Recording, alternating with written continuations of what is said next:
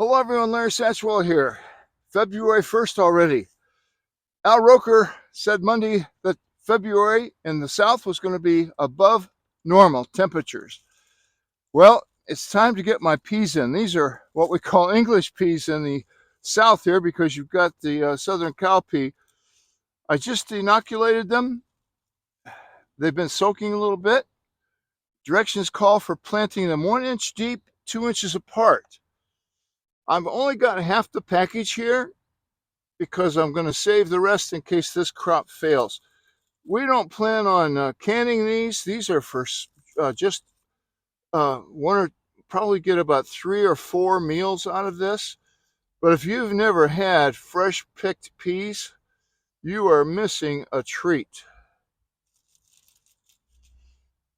This is just my little maker here. It's 1 inch deep. That's why I know it's just the right size for this. Tap that down, get good soil. Move it about 8 inches, 10 inches. I like to plant super thick. These will help support each other, and I'll also put some branches in here to support them.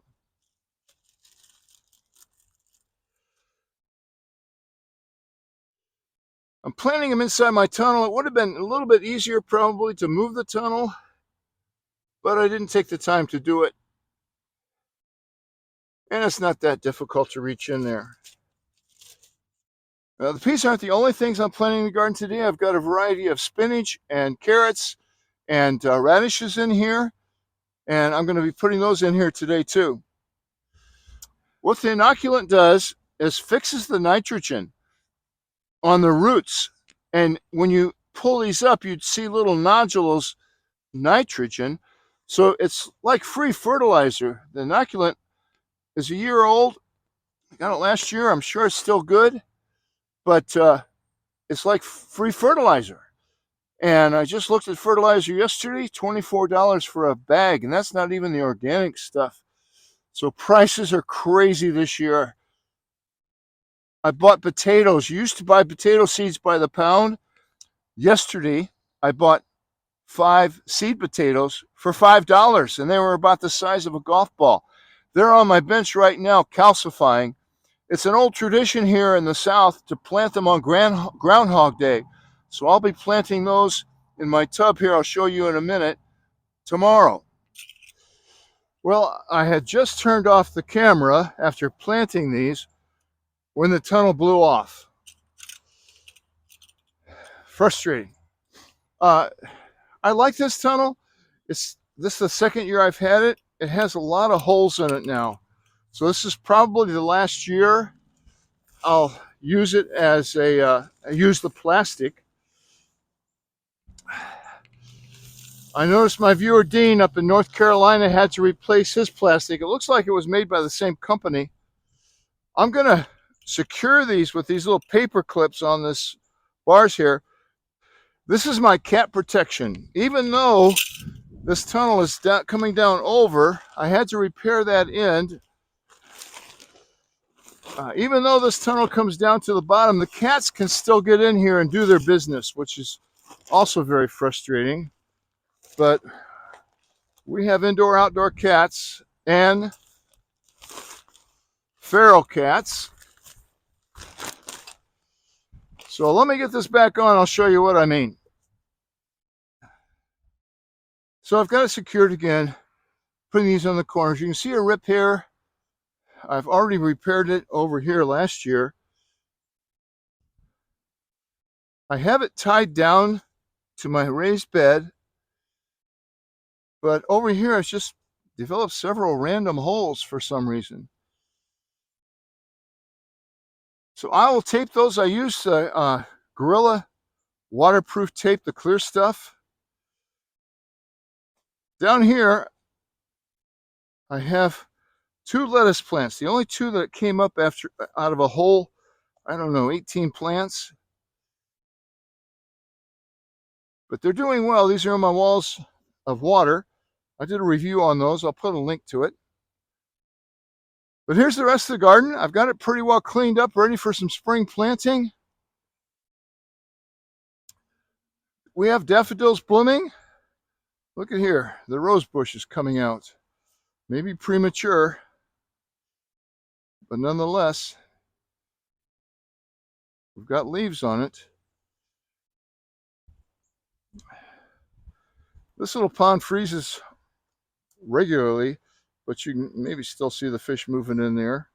I probably need to take a couple of those fish out. I've seen 3, and that's probably, I don't feed these fish over here. It's probably only enough water there to support 1.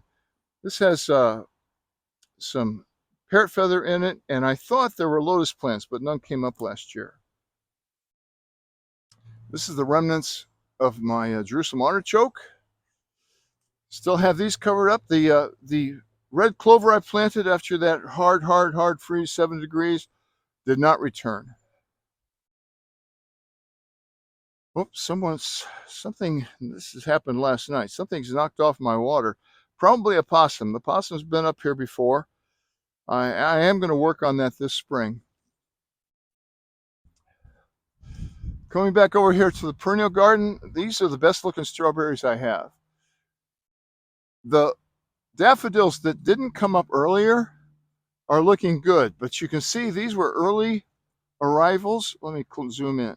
And you can see the burnt tops. They were up when we had that 7-degree weather. This is what's left over of the tobacco plant. I don't think it's going to come back. Came back last year. The foxgloves are starting to show some new life, and that's good. I'm not sure all of them are going to come back. Got a little dandelion ready to bloom there. Here's the blueberry patch. I think we have 6 or 7 plants in there. They're planted too close together. Didn't know that at the time, 30 years ago. We used to have an orchard down here, but the beavers chopped down the apple trees. We have 1 pear tree left. This is a raspberry patch. And I was hoping at one time to just fill this whole area with daffodils. Daffodils got expensive, the family grew, it never happened. But now I've marked these. I always have good intentions. This one would really benefit from separating them. There's probably twice as many bulbs in there as there were when I started. And I can enlarge that. It's also really close to the blueberry bed, this blueberry bush, so I can separate them and get them out. But we have several like that. These are going to bloom probably this week. It was 67 degrees yesterday. It's going to be 57 today. But it's just been a crazy warm winter. I think I failed to mention earlier that the day I fixed this, I also turned it over, got the plastic back on, and that's why that bed looks so good right now. The next piece I plant will probably be in this bed without any protection, and I'll probably do that in a week or maybe 2. This is kind of a burn pile over here. This is where the cypress vine was, and Tafina, waiting for them to dry out a little bit. And here's my potato bucket. Got to pull some few weeds in there and maybe flatten out that. But if you don't let the potatoes callus over a little bit, great chance of them rotting, especially in a bed like this. I did go ahead and plant the other persimmons that were in the refrigerator the other day. I put sand on them to let me know they're the ones in front. I didn't have enough pots. I was 3 pots short, so I planted 3 of them directly into the ground, and I marked them. Now, I was a little late to the party with this, but this is a Diphyllium plant. I probably didn't say that right. But on pine trees, if you follow Pine Tree Nurseries, they put out lots of good tips. And this is winter planting. On the package, it says that it needs a chill factor, and that's a lot of perennials do. So I planted those seeds in here. Hopefully I'm not too late for the party. We'll have some more cold weather. Surely we'll have some more cold weather. But when those come up, I'll be able to plant those in larger pots because the whole package is in there right now. Speaking of packages, they are really shrinking. The price may not go up, but the number of seeds that goes in, some of those lettuce seeds I planted were from last year, and I had too many seeds. This year, 1 package filled that little 3-foot row. So the package will tell you And when you're looking at the garden catalogs, the package will tell you approximately how many feet of garden space that will take. You got to read that. It's really easy to buy too much or to buy too little. So read the packages, depend on the seed people to know what they're talking about, because they usually do. I want to show you my lentil rose. These look really bad right now, except for the blooms on them. I think they're getting too much shade. They're under a holly tree here. And when I first put them under here, the holly tree wasn't towering over them like it was now. But they do need shade. But I think I'm going to move them closer to that area over there where it gets a lot more sun. This is where I'm going to leave you today. It feels good to get your hands dirty again. Wherever you are, I'm in Zone 7B. Some people call it Zone 8. I'm not sure exactly. I'm east and south of Atlanta, Georgia. I'm a little concerned because for 30 years, across the creek there was a greenhouse, and he took care of planting my seeds for me. I'm on my own this year for the first time, planting indoors. I've got a heat mat. I've got my tomato seeds ready. I've got my pepper seeds ready. I'm a little concerned about timing and germination.